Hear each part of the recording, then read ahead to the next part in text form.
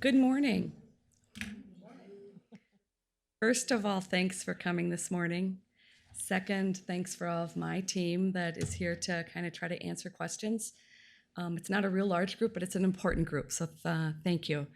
We're going to have two sessions today. So this first one is at 8:30. The second one will be at 12:30. So it's basically an opportunity for us to highlight tools and kind of our plan to support you. And I want to also note that at 9:30, there is an open session as well. That one is more focused on general questions. We will have HR here. We will have the chancellor here. Glenda Jones, our faculty Senate chair, will be here. So I will be here as well for that one. So the first hour from 8:30 to 9:30, we're really focused on technology and helping answer your questions and do a quick overview. And if you want to stay for the 9:30 one, I welcome that as well. Let's see. I want to introduce a couple of colleagues here. Heidi is our Director of Learning Technologies on my right. Ken is our Chief Information Security Officer. And we have colleagues, and we have Ed. Ed helps us support the digital technology. So does Nick hopping around here. And we have colleagues in the whole front row. Your learning technology crew is over here with Katie and Lexi. Mike is out today. And we have kind of our software team over here with Peggy, Jeremy, and Eric. And in the back, we have one of our, Darren, one of our server people. And we also have Larissa, one of our help desk people. We are hoping we can answer any question you have, okay? So with that, I think I'm just going to turn it over to Ken. We're going to kind of jump through a couple people here. We are recording this, or no, we are streaming this, thank you, not recording. There was a request yesterday that a couple of faculty wanted to watch this remotely, so we are streaming this. And then a couple in the front will be watching the stream. If there's anybody online that has questions, go ahead and post those, and our staff will raise those to the instructors. Okay, thank you. Well, good morning. I'm Ken Reese. I'm the Chief Information Security Officer here. And I want to talk just a little bit about some of our core systems. When we think about moving things online, that's a tremendous project. And we don't have the capacity to bring on a lot of new tools and new technologies to try to accomplish the task. So we want to make the very best use that we can of our existing technologies. So the first thing that we've got is Canvas, and everybody's fairly familiar with that. That's actually hosted out in Amazon Web Services, and it's maintained by us here on campus. And that is our primary learning management system. And along with that, we have Kaltura, which is also hosted in the cloud. And that is available to do streaming video. It has the ability to do closed captioning. There is a screen recorder function, so it enables you to record lectures, record voice over PowerPoint, different activities such as that. We've got Blackboard Connect, which offers a similar ability to stream video content through Canvas. We've got Microsoft Teams, which is fairly new, and many of you may not be familiar with Microsoft Teams. Microsoft Teams is a tool. It is the replacement for Skype. So Skype has been around for some time, and most people are probably fairly familiar with it. Microsoft Teams is the replacement for that, and it goes beyond the capability of Skype and adds a bunch of new features, but if you've used Skype in the past, you shouldn't have any problem with Microsoft Teams. We're strongly encouraging people to use Teams over Skype. There's a little bit of a technical reason for that behind the scenes. Skype actually runs on a server in our data center. So if you're a faculty and you start a Skype session, that traffic has to flow in and out of campus for the student to access it at home. Also flows in and out of campus for you if you're not here and you're presenting. So that traffic goes in our firewall, out our firewall, in our firewall, out our firewall, just to be able to serve that student. Whereas Teams is 100% cloud-based. So it's managed in Microsoft Azure. So we still manage it, but it's out in their cloud services. And then if you're not on campus and the student's not on campus, you can both access that directly without coming through our campus link.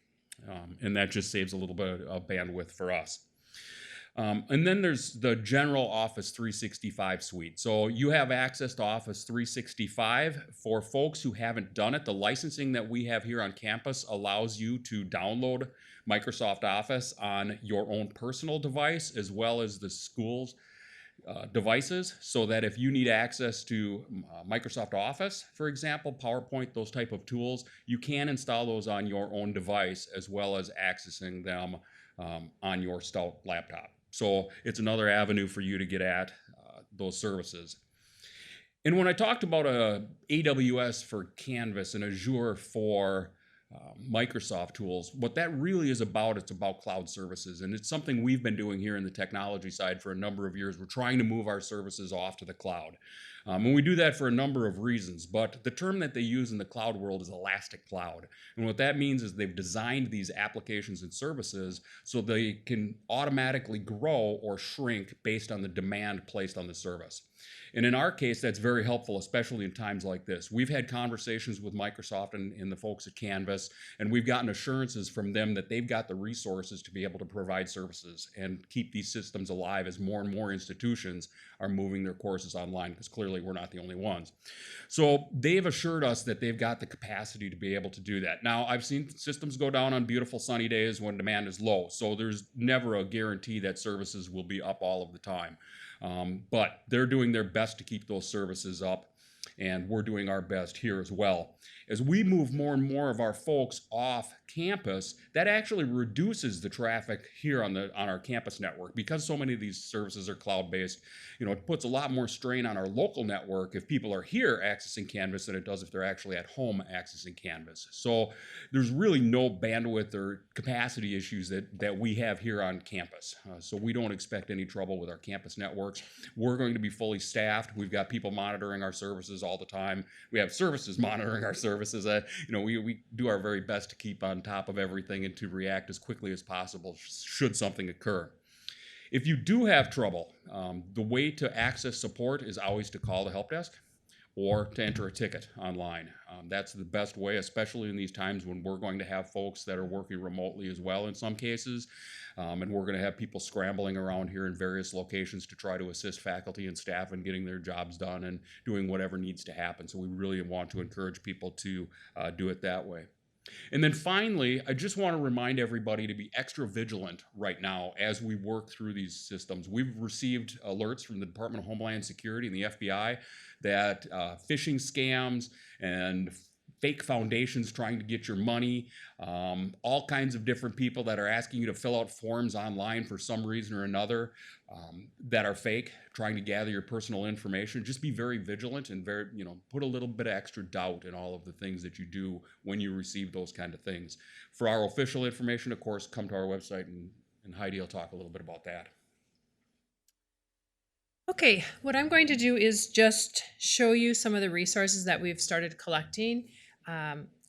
We won't have the time during this time period to show you all the resources, but we have been gathering training materials, videos, and resources such as that to help you as you move into an online environment. Sometimes the hardest thing is just finding that resource. So I just brought up our main page here, and if you click on the COVID red link, there are three main areas, and this changes. Please keep in mind that this is probably going to change as we move forward. But there are three sections available: students, families, and friends, and then faculty and instructional academic staff. This is where we have put links to some of these resources. You will find a link here that says resources for faculty and instructional academic staff. It's actually on the provost office's page, because in addition to the instructional technology resources, they're providing others as well. I'm going to take you to this instructional resources link. Currently, that's the only LIT link that we have. They may add the training link here as well. But for right now, if you... Oh, yes. And this is going to evolve. It's going to grow, yes. So the instructional resources page on the LIT site, it'll start with some online teaching resources. So we've broken it down into some basic areas that you're going to want to focus on. Of course, Canvas is one of the top ones. We've provided resources, including a checklist that can help you get started creating a Canvas course. Now, your courses are created, it's just a matter of populating them with your content. Then we have some Canvas instructor guides, video guides, and there's also student guides too. So if you are wondering what the student environment looks like, or if you have students who are asking, you can provide those links to the students as well. Then there's also a training course, a Canvas training course that you can go through. It's a self-enroll, so if you click on the link in that section, it will allow you to self-enroll into a course. Granted, I understand you're very busy at this time, so it may not be something you want to do right now, but if you are looking for some additional help, that's another resource. Katie and Lexi will go into a little bit more about some of the additional tools, and you may have questions about, well, what tool do I use? We have some, and as Ken stated, we really want to focus on the tools that campus supports. Blackboard Collaborate is one. Kaltura, Capture, or you may know it as My Media, is another. Microsoft Teams can also be used in a classroom. We highly recommend you start with Canvas, but there may be applications for Teams. And then just Microsoft Office. We also have some additional online Stout resources, including LinkedIn Learning. Take advantage of that resource. There's a lot of great video tutorials that you may use for your students. We also have several open education resources that are available that you can incorporate into your courses. And we have a crash course. We have several instructors, faculty members who are offering resources as well. Some that are very comfortable with this online environment. So we're going to continue to add their resources as well. They have been a great support in this. And we also have links to some of the Stout Online resources because this is the area that they're comfortable with. Yes.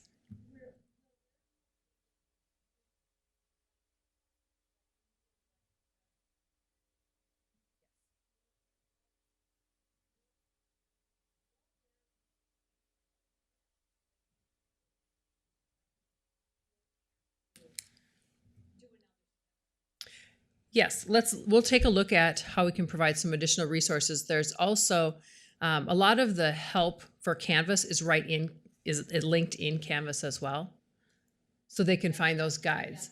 Yes, right. We will take a look and see what kind of resources we can add for the students on that side too. There's a number of things that Yes, yeah. I'm going to jot that down. Thank you. In addition, so as we said, we also were providing training.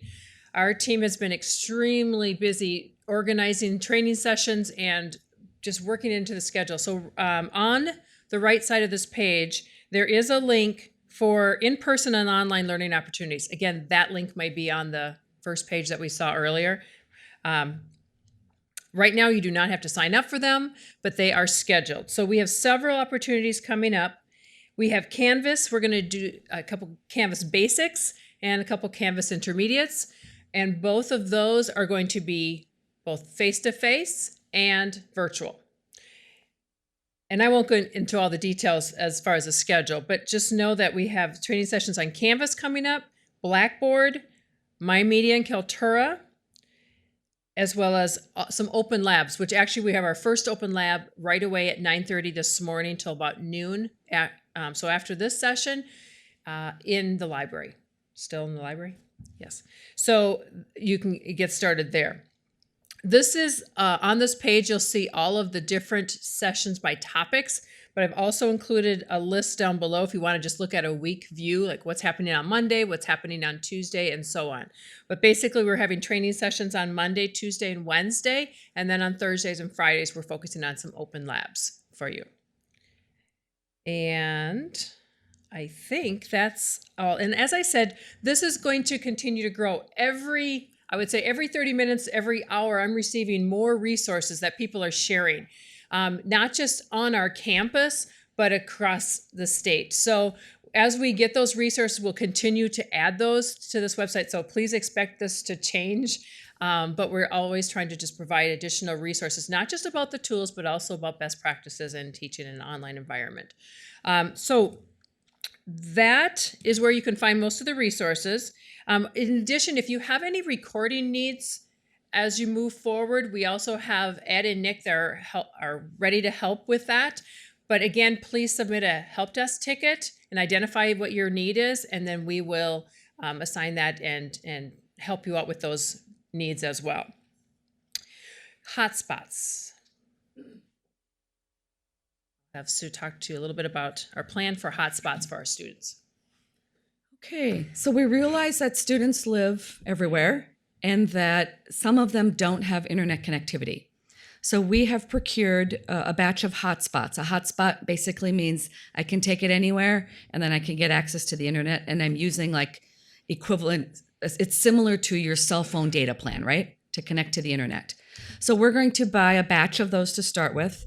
The students can fill out a request if they have a need for one.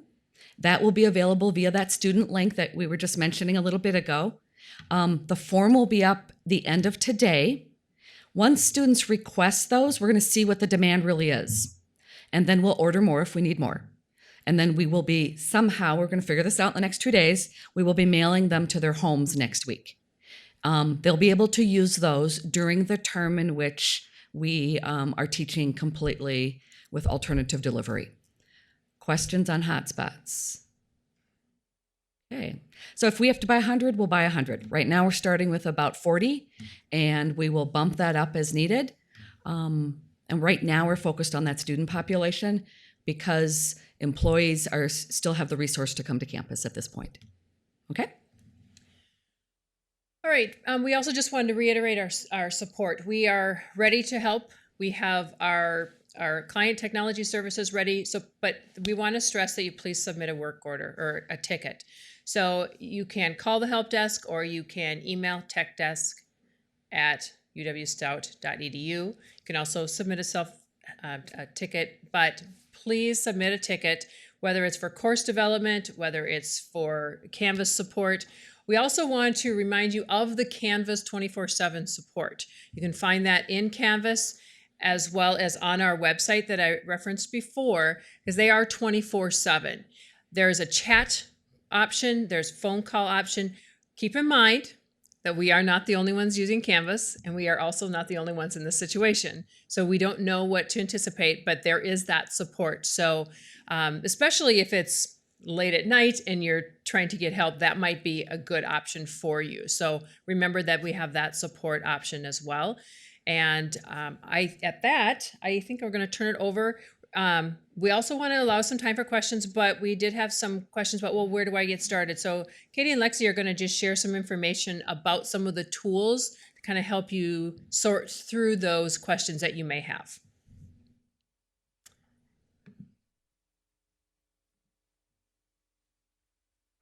Okay.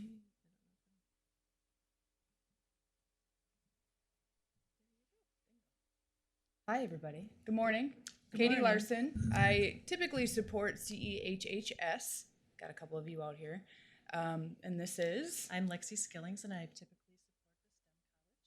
but I see some here too. we are going to support everybody, obviously, right? Because that's Yes. our job. So we have been getting a lot of questions in terms of where do I start, right? And a lot of people are starting with the tool instead of starting with the plan for that tool. So I wanted to kind of just get you all thinking about it as an instructor in terms of thinking about setting the plan. Look at your syllabus. If there are things that can go off for a few weeks that you don't have to do right now, then maybe push them off if it's too much to design on your own. If there are elements of your course that you feel like you need to reorganize, then think about what is that going to look like in Canvas? What tools do I need to support that reorg? And then think about, okay, do I know that tool? So really, when you're looking at it from a design standpoint of how am I going to do this for the next 2 weeks in my course, set your plan, right? Think about shifting any needs. Think about your students' needs. review your Canvas course. Are you halfway there in terms of the shift? Are you almost there, or are you completely off, right? Do you need to completely reorganize your course, or can you just revamp the things that you currently have going on? If you want to go the synchronous route, right? If you want to build in live elements within your course, we have tools for that. So we have Blackboard Collaborate Ultra, and we have Microsoft Teams. One is integrated within Canvas. The other one is available through the Microsoft Office suite, but it's not fully integrated within the Canvas platform, okay? Both are accessible to your students. We also have Kaltura Capture, which allows you to create videos from anywhere at any time, as long as you have the internet. So those are also some tools that you can use. What am I missing? We have the Learning Glass as well. If you're on campus and you need or would like to use the Learning Glass, you can contact us or Nick or Ed, and you can, I wanted to call him Jake because of his last name. It's not, it's Ed.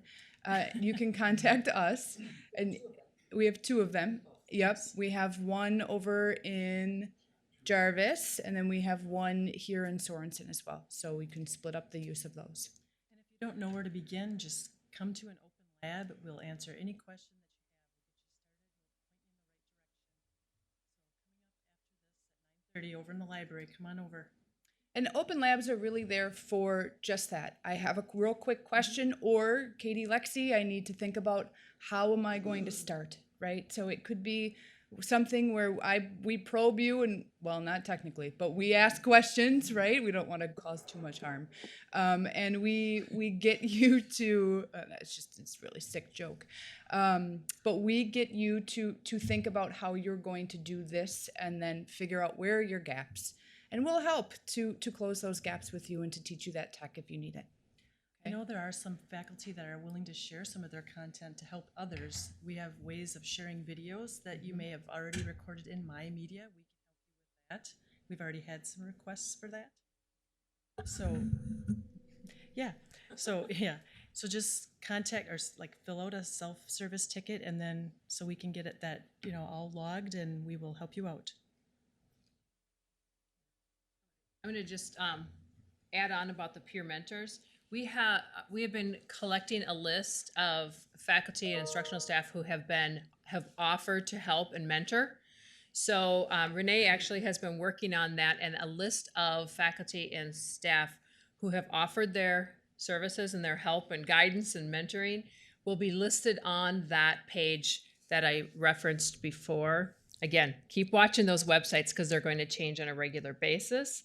Let's see if I can click on the right one. They will be listed, I believe, on the Provost office page. So again, they've also identified their strengths and where they can help and what their focus would be. So please take advantage. I can't tell you how many times we're hearing from other faculty members that they are ready to help and they want to help. So take advantage of your colleagues, and if you're one of those, please feel free to let us know if you're willing to help. So again, that list will be on this website as well. So with that, we'll open it up for any questions that you may have. We will do our very best to answer them. And if we don't have the answer, we will work to find the answer. So as the Chancellor stated in her video the other day, our campus we are known to problem solve, and that's what we're doing every day, every hour and every minute of the day recently. So we will do our best to support you in what you need. So if you do have a question, if you could please hit the mic in front of you, because we are streaming and your questions might be valuable to the audience. So does anyone have any questions for us?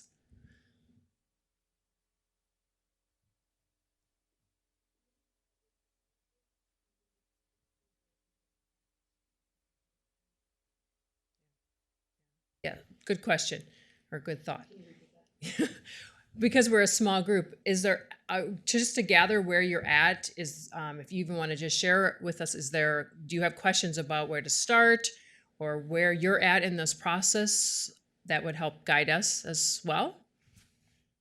And Yes. folks on People who are watching the stream can also use the chat feature and submit a question that way as well. Thanks, Nick. Yes. So thanks to the people who have helped before. I had a lot of help from some of you in December in using Blackboard Collaborate. It worked great. So I'm planning to use Blackboard for my classes. I got a couple of classes. It's really convenient because you can share Word documents and PowerPoints and Excel spreadsheets and everything. And as you move through them, the students can see that as well. One question I have is, I think it'll be useful because possibly not all students can be logged on and participating, to be able to record those sessions. And I know that you have told me that that's a possibility. So here's my question. Where do those, I know where to click record in Blackboard, but where do you go to get access to that information, and how do you share that with students? That's a fantastic question. So every student has access to Blackboard. That's how they get into your session, right? In the upper right corner, there are 3 lines. If you click on those 3 lines, you'll see sessions and you'll see recordings.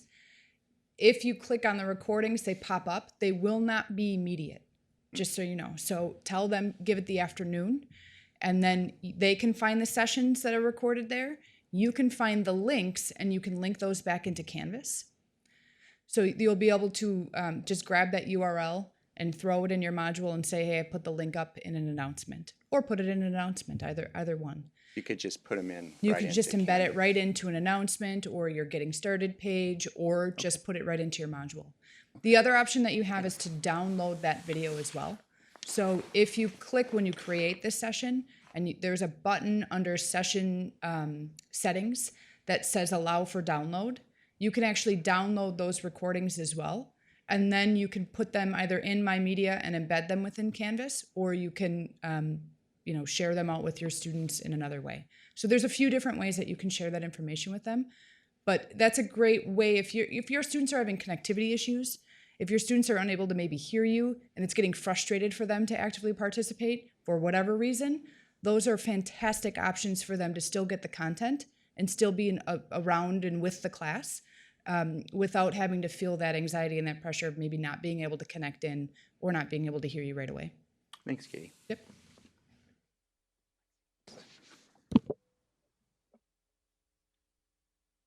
Are there any questions in the stream? Yep. Okay. Does anyone else have any questions? I have a question. I understand that Teams does live captioning as people do it to help for hearing impaired. What other tools are available for accessibility to help students who have access issues?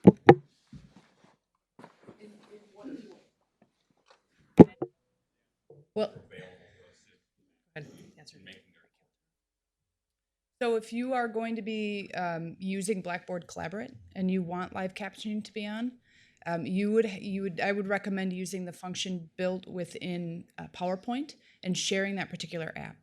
So it's going to look a little bit different than in Teams. Teams, the captions are automatically live. They are built seamlessly in it. But in Blackboard, you have to have someone who's manually typing the captions. And so that's not going to be as quick, right? Or even as accurate. So if you're using Blackboard and you're finding that you need to have captioning available to your students, then I would recommend sharing the PowerPoint app. And within the PowerPoint, you can use a live captioning or a captioning add-on, and that'll share it with your students as well. It's a little bit of a workaround, but there are some functions. Can we show that PowerPoint? Yeah. If you had said that they could upload it to Kaltura, would then they be able to use that? Right. So capturing if feature? you are making a video, Kaltura has a captioner built into it. For every minute, it takes an additional minute to get those captions. So if you have a 10-minute video, plan on 20 minutes for the captionings to be built. Then there is also a built-in editor within Kaltura as well. And we're going to go over all of the specifics of that within the trainings that we have. But yes, that's also a feature that's also built in. The differencing between the two different, what I would call synchronous tools that we have available, Blackboard is really for when you want to take a face-to-face class and make it virtual. So if you are someone who does a lot of active learning, a lot of small group within your class, and you want to continue to have that momentum in your virtual world, you're probably going to be more comfortable and want to use Blackboard. Blackboard has a capability of a whiteboard that can be shared. You can share files and applications with your students, as we already talked about a little bit. There is polling that you can do.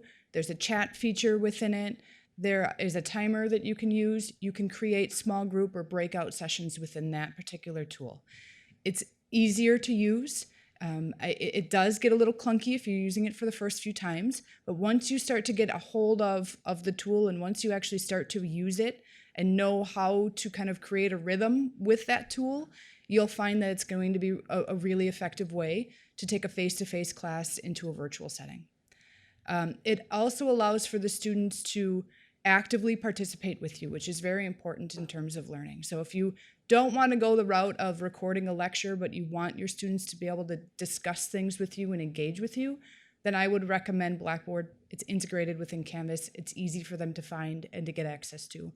And once you get used to that tool, it's easy to use.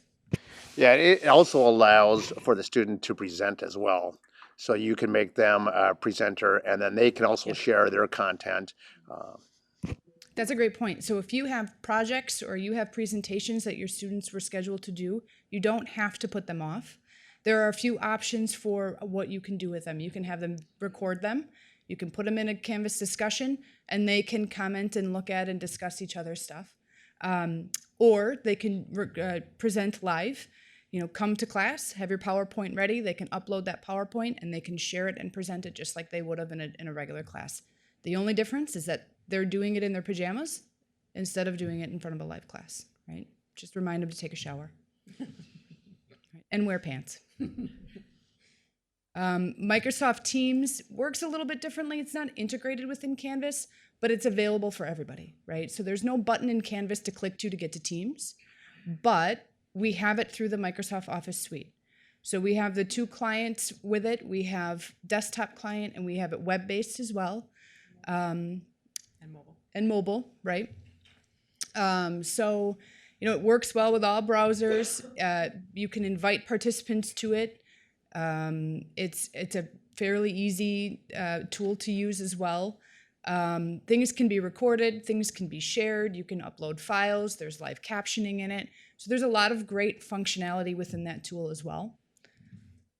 Katie, maybe touch on that Canvas also has an app and that we can work on we're working on some tip sheets that we'll have available for like students as well as faculty. Right. But we can point students to that app. So mention that one a little bit. So we do have the Canvas app. Be careful when you're downloading it on your phone because there is a Canvas app for students, Canvas app for instructors, right? Two different audiences. In terms of what students can do on the app, and I only know it because I've been using it recently for the class that I'm taking, discussions, they can complete quizzes on it, they can check their assignments, they can get alerts for when things are due within that app. So if they're on the go, if they're traveling, if they have, you know, other things that are pulling them away from their laptops, that app is a great tool for them to use. There can be some limitations to it in terms of how much they can do. I don't like using it for discussions because I think it gets just a little too overwhelming, but some students might find that it works for them and that they can use it. So the app is definitely available.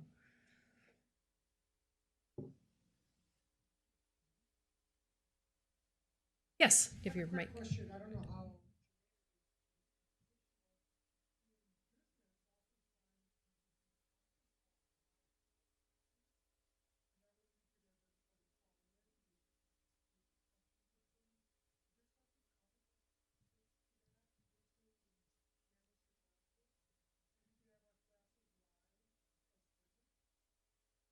Actually, Blackboard Collaborate and Teams would allow that.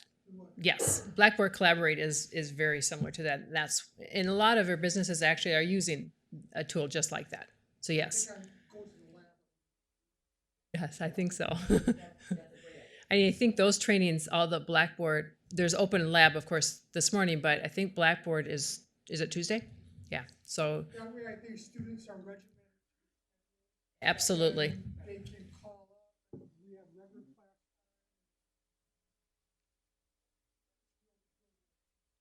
So every course in Canvas has the ability to turn Blackboard on.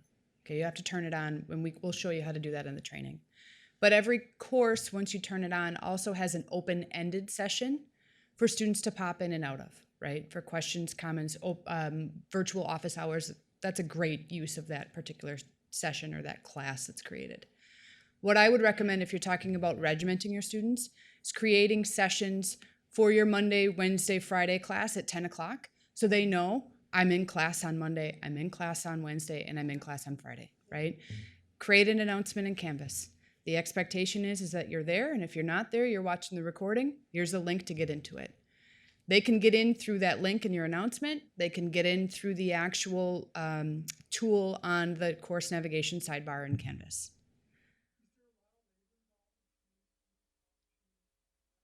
Nope. It's a click. Honestly, it's a click into the link, and it's a click to say join session, and they're there. They'll prompt to start up or set up their audio and their visual, right? You might find that there's some issues with that, but really ultimately, if they can't get their microphone to work, they still have chat, so they'll still be able to actively get in. And I would actually say if you are finding that they are having issues with audio and visual setup, tell them to just use a different browser, except for Microsoft Internet Explorer, sorry. So if they're having issues in Chrome, which they might because they're blockers in Chrome, then I would say switch to a different browser, try it again, see if it works. And always have them, make sure you're reminding students as well to contact the help desk as well. Yeah. I just want to point out, our students have all used Canvas. So if you are an instructor that this is your first exposure to some of these tools, I can promise you that this is not the first exposure to these tool sets for most of your students. 99% of our students have at least gone into Canvas for something. I can't say every student has used all the tool sets. They might not have used Teams, or they might not have used Collaborate, but they've all gotten into Canvas at least once. So, and they are very quick learners, as you all know. So I think that the learning curve is some of us that haven't used Canvas as much, way more than our student population. But again, the students, just like you, can log a ticket or call the help desk, and we will be able to answer their questions just as well. So we'll help you through that. And I think that's a really good stress too, that I think when you're working with your consultant that the tendency is to email us, which is great. We love our emails, right? But in this case, the stress of going to the help desk, we can't really say that enough. We're in trainings, we're in meetings like this, we're going to be in open labs. We won't have our email readily available. And it's going to be faster if you go log in a ticket. Even if you know us really well, still log a ticket, please, because you might get faster service by someone else who's working with us, as opposed to us having to answer that email that you just sent to us. Client tech. Oh, client tech. Yeah. So yesterday we met up. I was like, who? Who did we try? I don't even know what day it is. It's Friday, right? Yeah, it's Friday. Woo, I'm leaving early. Just kidding. I'm just kidding. I'm not leaving early. I might. I don't know. So yesterday we trained several of our client tech people, and we sat down with them and we just showed them the basics of the tools, and just so that they're at least familiar with it, so they can help you all answer some of the questions that you have. So if at any point you get stuck and you can't find the answer in a guide, and you went down the hallway and you asked your guru down the hallway and they can't help you, please log a ticket. Someone on our team will help you, okay? I was just going to pull up, since we do have a little bit of time. I can't stress that enough. Make sure you're talking to your colleagues, because they'll be your first, your tier 1 support probably. Just the resources that are available are overwhelming almost, but we have not only do we have some Canvas guides, but we also have KB articles. was just trying to pull up. If you go to the Canvas instructor guide link,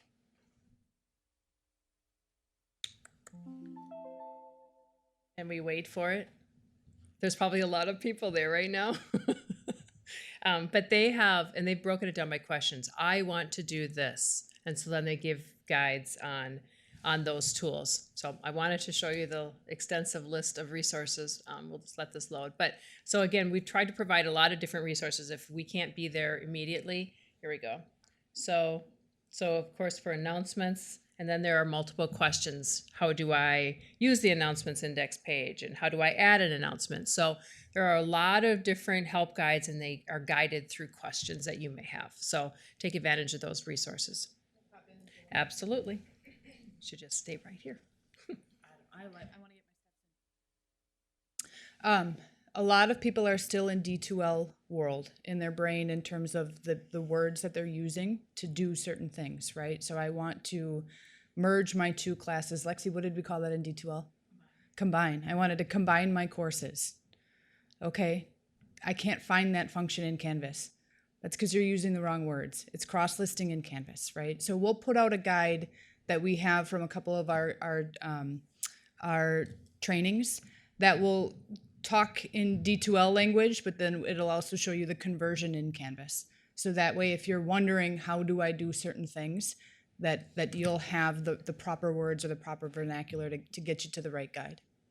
I think a big one is going to be how do you change some of the elements within a quiz or an assignment to accommodate some of your learners? So how do I provide extra time, or how do I provide more attempts? In Canvas, that's called moderating your quiz.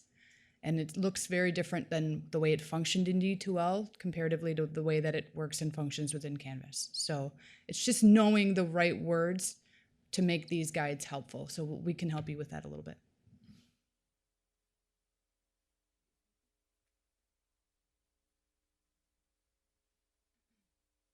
I just wanted to add a quick thought on telecommunications. Your question on conference calls brought it up, and that's that in the Teams and Skype environment does support telephones, so people can use that to access it. So if they're having audio trouble and you're in Teams, they can use their telephone to access that, just like your desk phone can appear on your computer through Skype if you are off campus. And if with that, also in addition, if you wanted to have like office hours, you could set that up in a Teams meeting. So if you went to Outlook and set up a meeting, and then with there, you just make it a Teams meeting, and then you could add that student's email to there, and they would be sent that as a link to connect, and you could have basically office hours that way.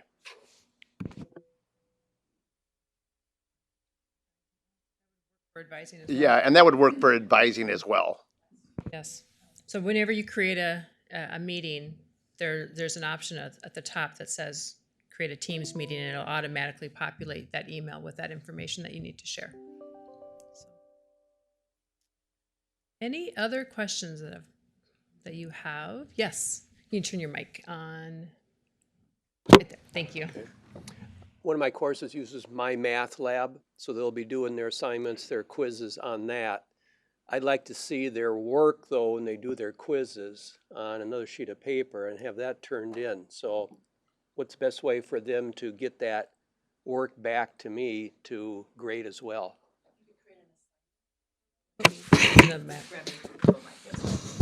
You could create an assignment for that type of thing, and for the students to submit a file back to you, kind of like the Dropbox in D2L, if you're thinking D2L.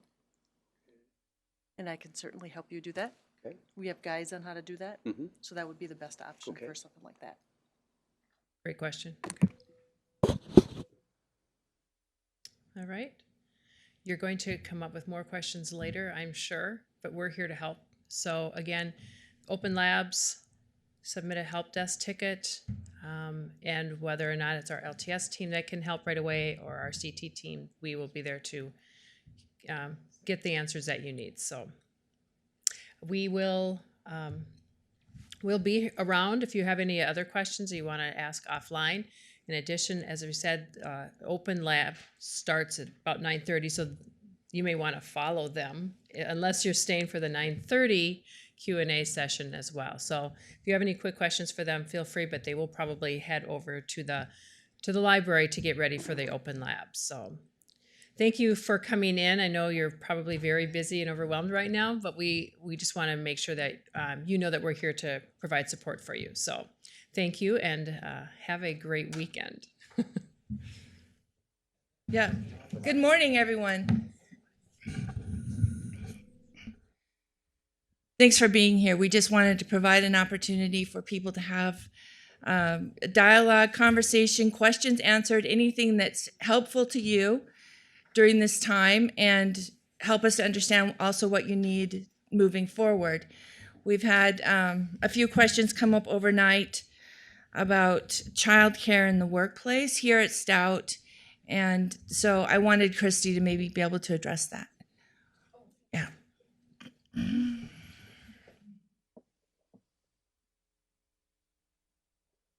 Good morning. An employee communication will be sent out this morning that will address many factors, but one of them will be the children in the workplace policy.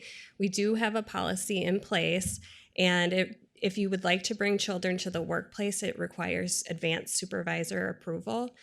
We ask that you take into consideration the health and safety of the children, your ability to supervise during that time, and the work environment. But there is a process in place for that request to be made, and we understand, given the circumstances, that we need to maybe have extra flexibility with that. Catherine? I'll just add to that. So I will be sending out a communication to all faculty and staff today. We're finalizing that based on what Christy has been talking about, that there will be a relaxing of that policy and a consultation with supervisors still required. But we're also working on trying to find a solution to the closure of the child care center and thinking about a modified schedule. So I'm hoping that we'll have more information later. By the time my memo goes out, it may simply be we're working on this. It still will be closed during spring break, of course. That's always been the case. But we're working on trying to find a solution there as well for the weeks following break. Maybe you just want to all stand back up here. Unless you want to walk around. So basically, I want to take some of your concerns and questions too, and then kind of just weave it in with some of the things that I've been hearing in the last 24 hours. So let's just open that up, and you just press the button if you want to. Yes, tell us your name, please. Yeah, hi, Jim Burrett, Biology Department. Thanks for all the work on this. What a complicated issue, what a lot of moving parts. I went back through my email this morning to try to figure out where we're at with this. But one of the questions I have is, it seems according to the the health experts that social distancing is really one of our goals here. And so for the faculty and staff, what is the message about reporting to duty? Who needs to report? And what sort of hours should we be considering in this reporting to duty? And if we can manage the coordination of our classes and our obligations remotely, is that considered reporting to duty? Thanks. Yeah, so at this time, all employees are expected to continue to report to work.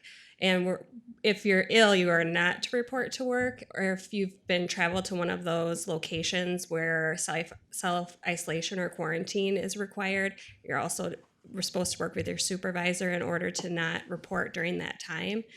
As far as the ability to, for classes, you should be doing that remotely and in your office unless you have a short-term telecommuting policy or request approved. That form is being developed, system developed a new policy to address the concerns specific to this crisis. And so that form will be available as soon as possible to work through your supervisor on that. Did you have more to add? This question came up yesterday as well, with some clarification requested on, well, does this change the way that faculty normally operate? Faculty are not typically 8 to 4:30 employees, right? In the sense that they don't come to work, report at 8, leave at 4:30.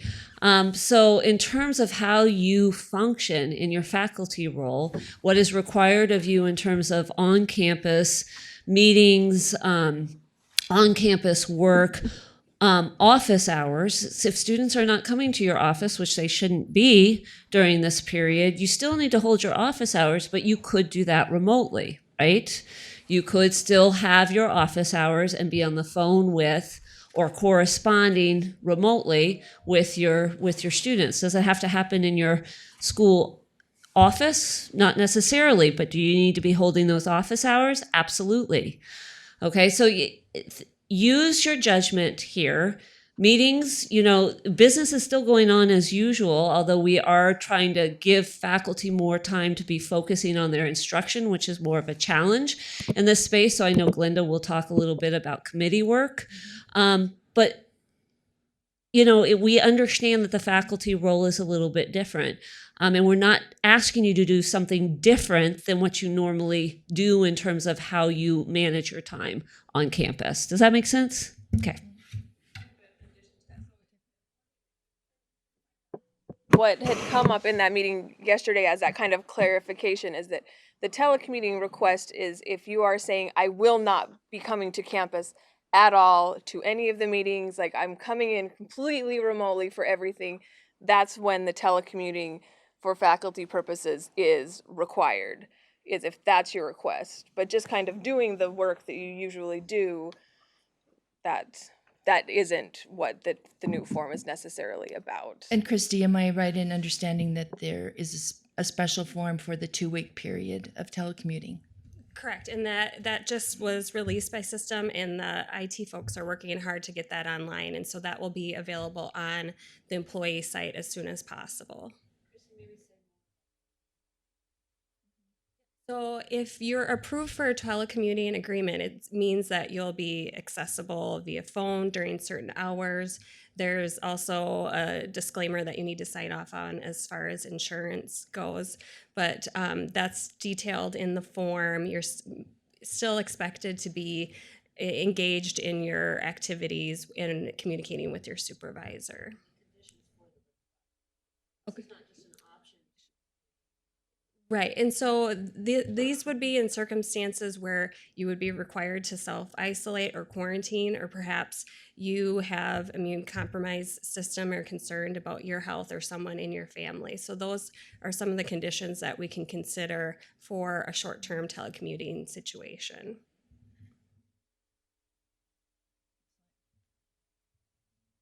I just really want to focus on the fact that we want to keep the campus community alive and working.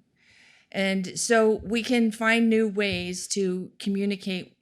Maybe you won't be office to office like that, but we still are keeping it so that we have an awesome place to return to, and that we've not all just spun out and had students say, well, I'm all online now, I'm going to leave the state, or I'm going to leave the country or something.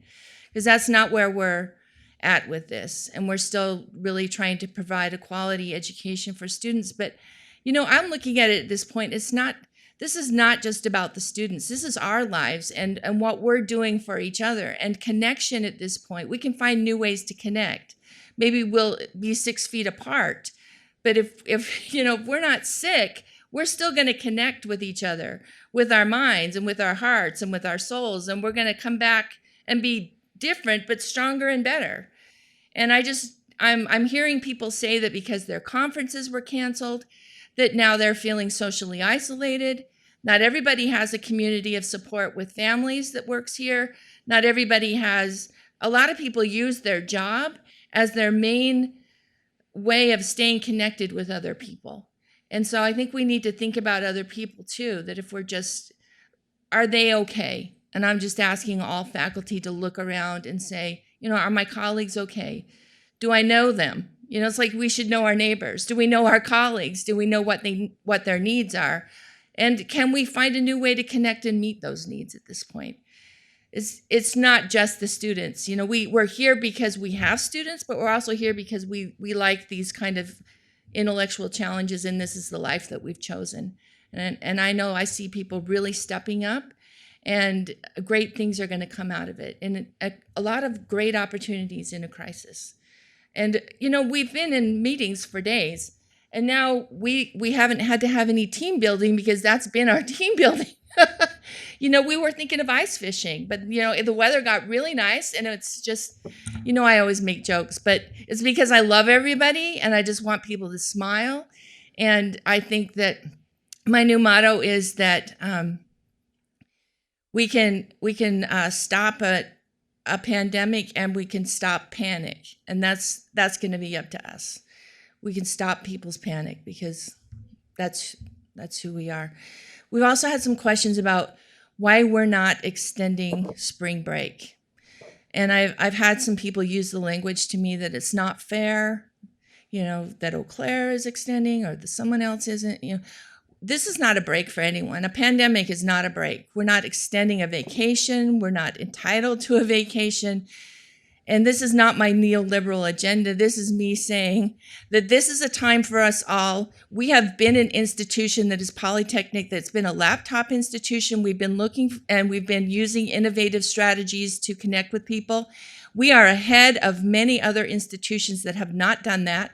And they're trying to now do in a week what we've been doing for years. We don't need to take a break to do what they're trying to do.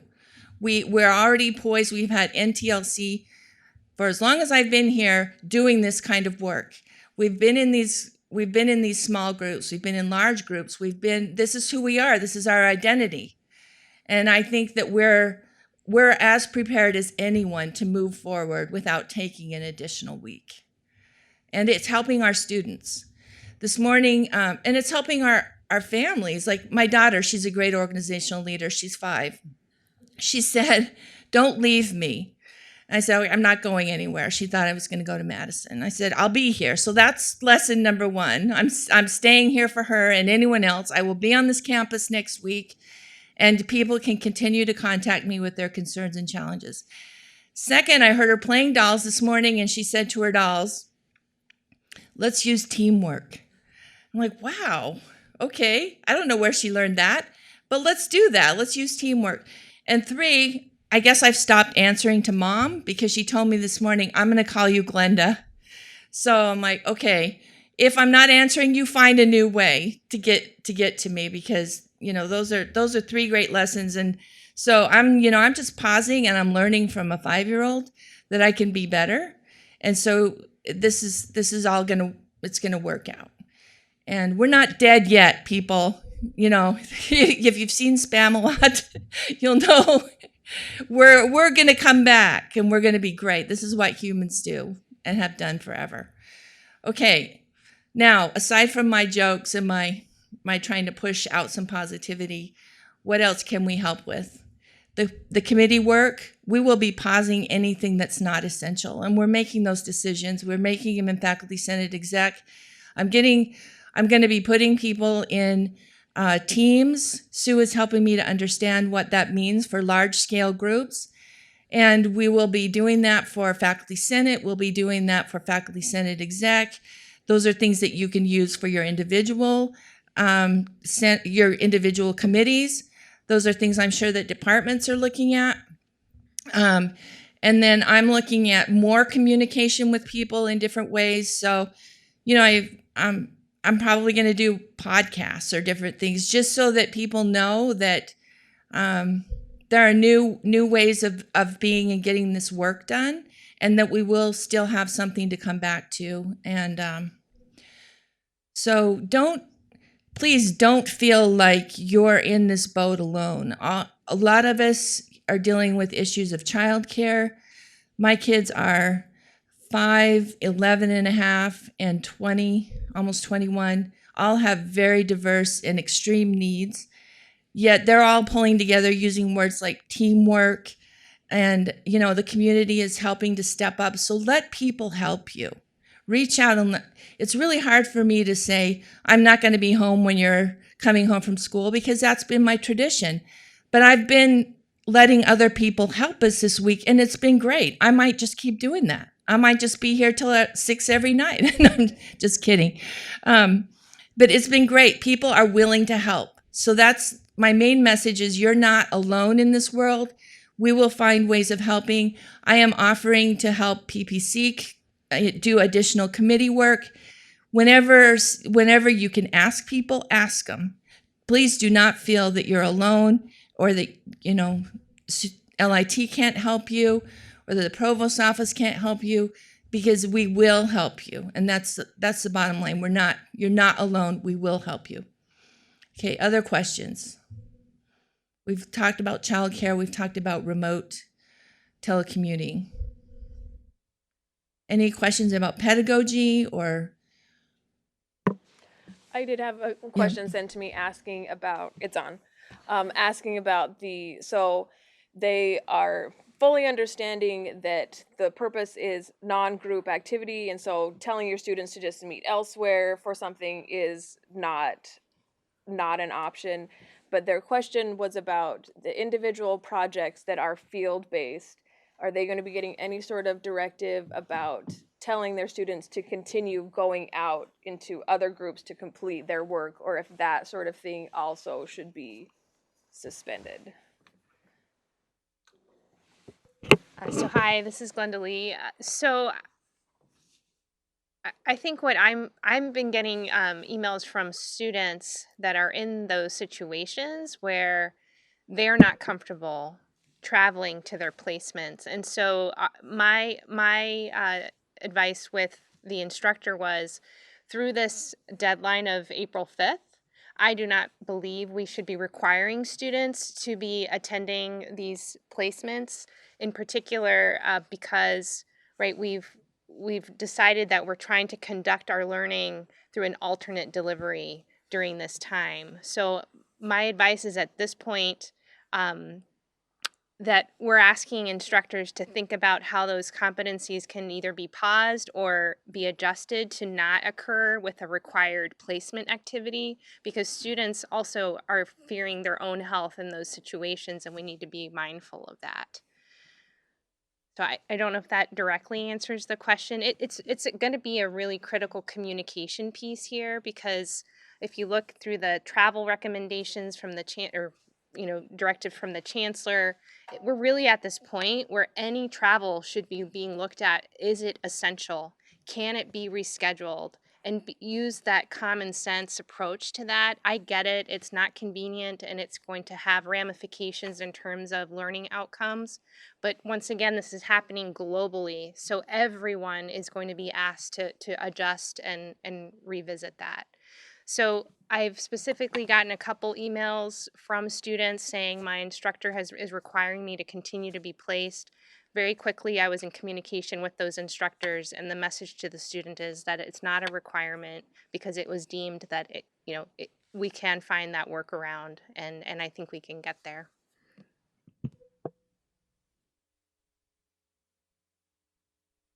So we have had some questions yesterday about students that really aren't going to be interfacing with a lot of people, but they might be doing recycling projects at the Dunn County Transfer Center. I think that people really need to take a look at those and say, we're not requiring things, but if the students say they want to, and I don't even know what their risks are. At some point, people are going to have to be smart and understand what their own risks are and make good decisions, because we can't make all those decisions for everybody. Glenda Lee, would you say that kind of field work is ending, or are we just going to leave that up individually to the students and their instructors? So I think one of the gaps that's become clear to me, which is one of the beauties of higher education, is that we have 1,000 different scenarios to consider. From my perspective, I think it comes down to that judgment on essential travel, on that judgment of, can it be rescheduled? And to remember that right now our campus message is to try to make this work through April 5th. We have not closed operations. We're not saying the semester ends at that point. So more information will come by March 30th to the campus. But if folks can look at this as 1 week of a break where that was scheduled, and then we're asking for 2 additional weeks of alternate delivery an adjustment of that, non-essential travel, that will get us through. And I think it does come down to common sense and conversation, and as you mentioned, an understanding that these are not decisions instructors need to do in a vacuum. They will have resources through conversation and reflection with others. So let's work together. Excellent, thank you. Other questions or concerns? Crystal, what are you hearing from people? What are their challenges?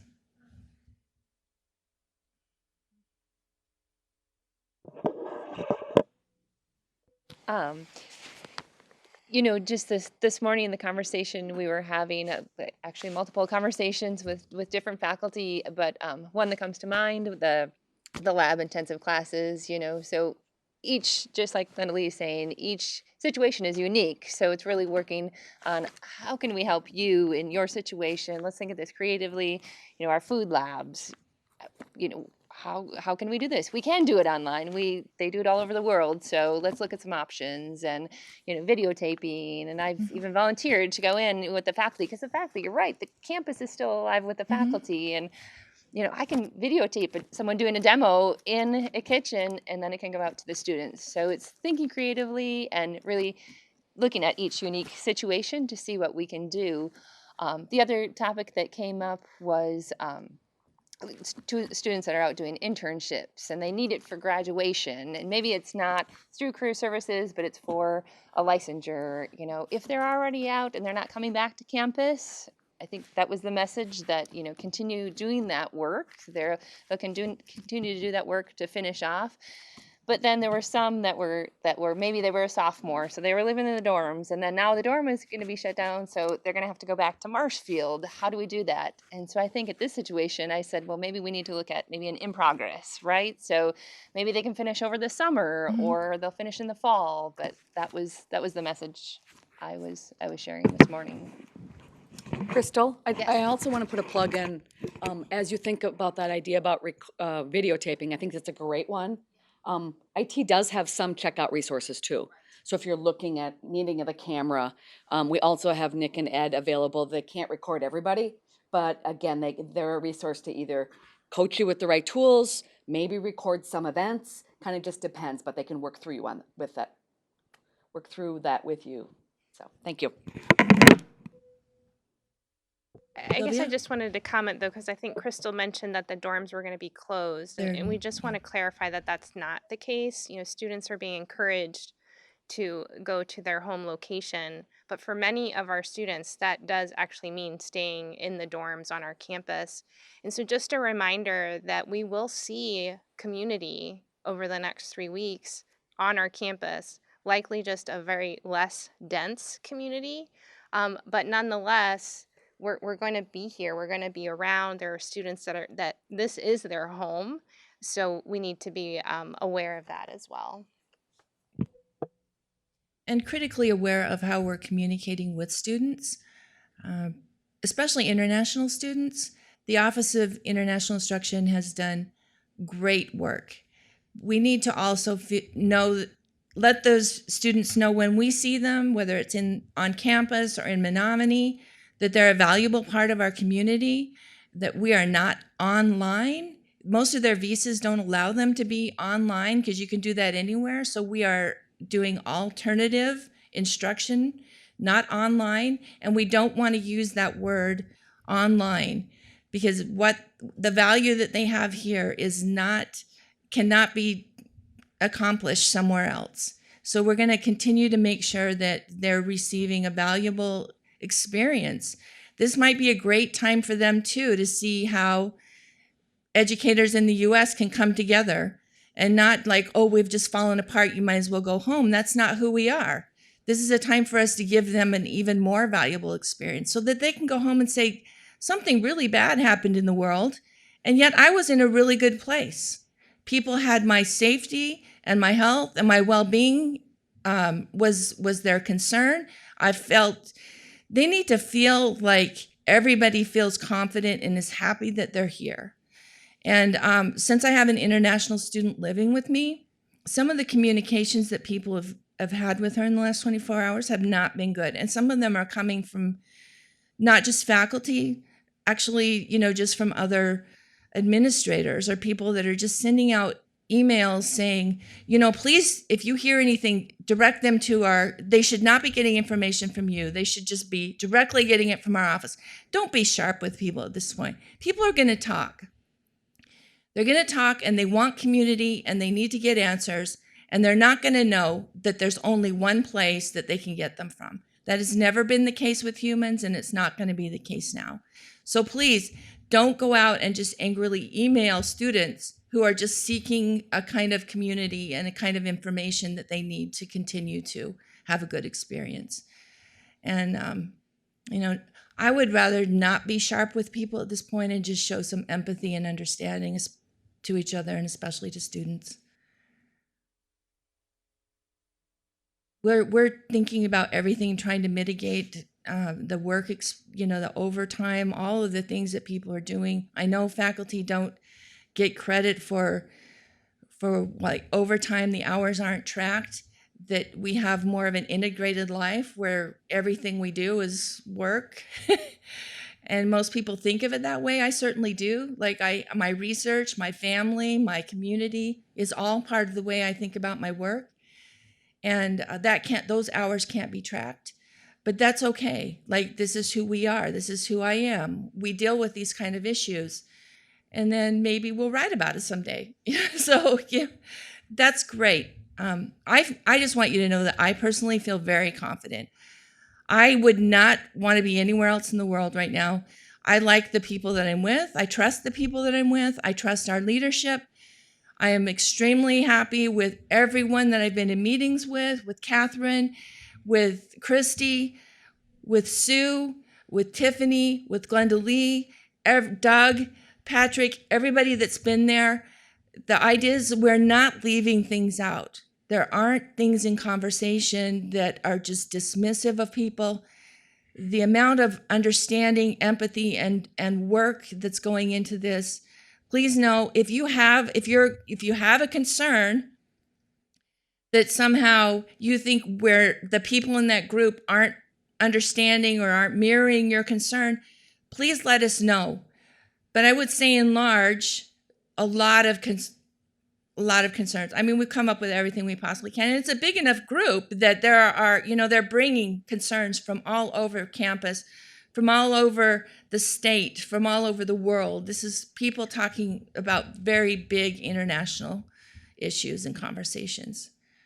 So I just want you to feel assured that your best interest is had and that you're valuable people in this community. Whether you're on this campus and whether you come back during spring break or the 2 weeks after, what you do here is of value. And we know that. We appreciate it. We're together for a reason because we value each other. We've seen value in each other's work, and we want to keep it that way. It's going to be great. We're going to be great. I'm not saying the worst isn't yet to come, but the best is also yet to come. So we got to be positive about that.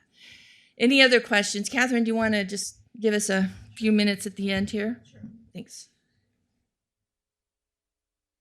First of all, I just want to thank Glenda for her leadership during this, as well as everybody else on the team. But in terms of faculty governance, I couldn't be more impressed with the way Glenda has handled herself through this process and represented everybody's concerns. So, and she has been there at 8 o'clock in the morning until 7 p.m. at night. So she starts, and at 2 in the morning sometimes is when she starts emailing. But really, you have a great representative and a very hard worker in Glenda, and she's committed to this process.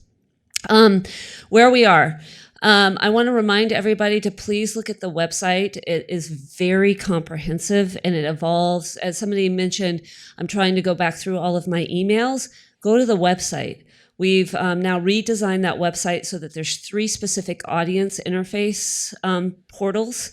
One for faculty and instructional staff, one for students, families, stakeholders of the university, and a third for sort of all campus, or students, all campus.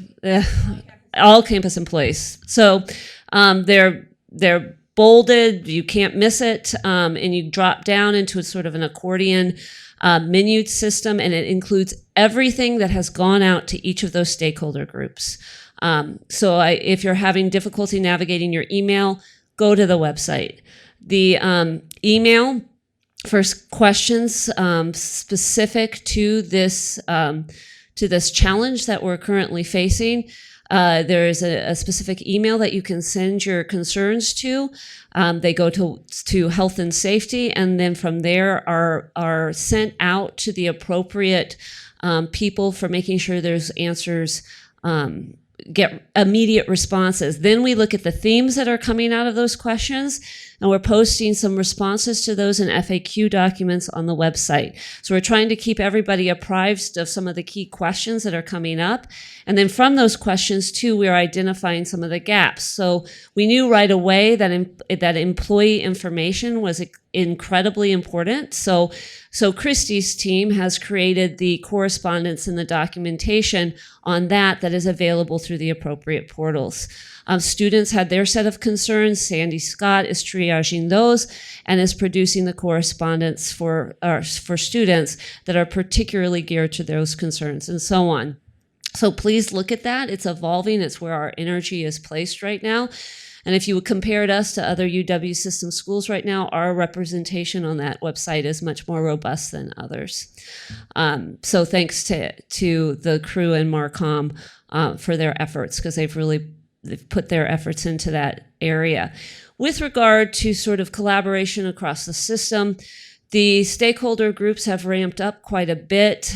Phil Lyons was on a call yesterday with the CBOs. I will be on a call with some other key folks today with the chancellors right after this meeting.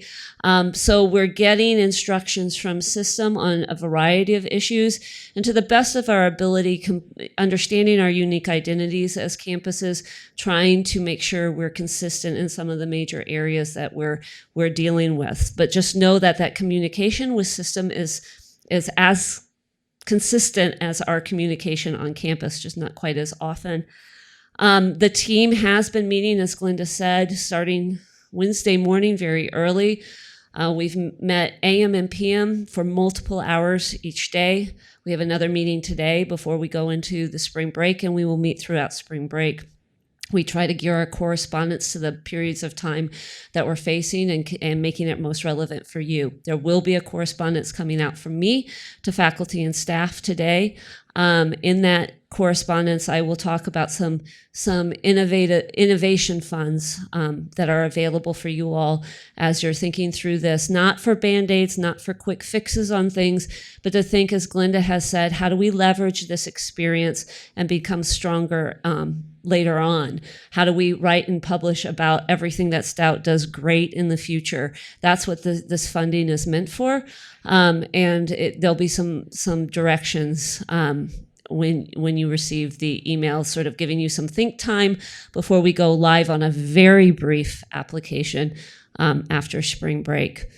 So trying to think about supporting the efforts that I know that faculty and instructional and university staff are facing right now, and that call will be open to the entire employee community here.